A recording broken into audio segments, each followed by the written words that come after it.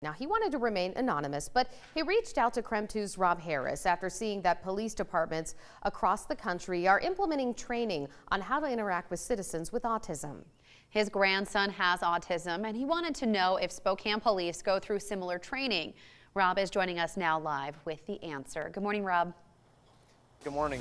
After receiving that question on Twitter, I went straight to SPD and found out that they do go through this training. It actually comes from the Isaac Foundation, which is a local organization, and I was able to speak with the founder of the Isaac Foundation to find out why she started this program.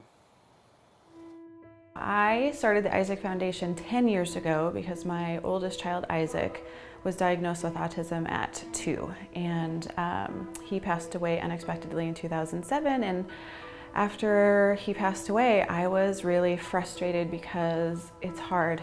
Having a child with autism is hard. Our kids tend to be louder.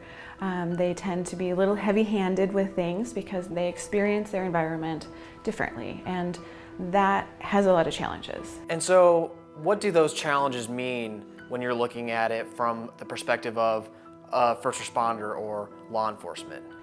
Well, sometimes we have instances where our loved ones wander away. They're not able to communicate their name, their address, where's your mom or dad. Well, then you get first responders on scene, and depending on their level of training, how do they know and understand first that they're dealing with a person with autism? And then also too, there's a wide range of functionality.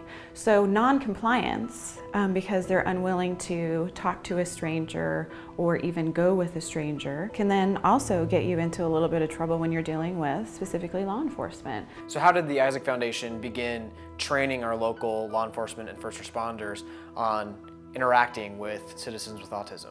The premise of our entire training is if you can understand what is going on in the mind and the body of a person with autism, then you can start troubleshooting. You can start de-escalating. The Autism Mild program has many components. We launched the training and had great success and great aha experiences from first responders saying, this is amazing, like now I understand.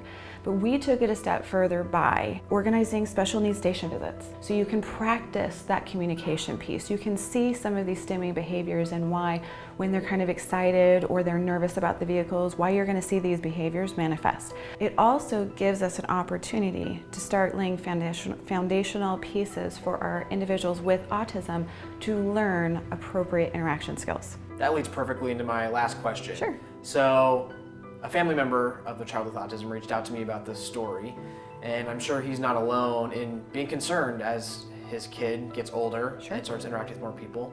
So what advice would you have for the families of children with autism as they're navigating this? So my advice for families is take advantage of the special needs station visits that the Isaac Foundation does monthly, year-round. We really are seeing that the kids that are actively taking part in these special needs station visits are learning skills, and they're maintaining it, and they're enjoying it.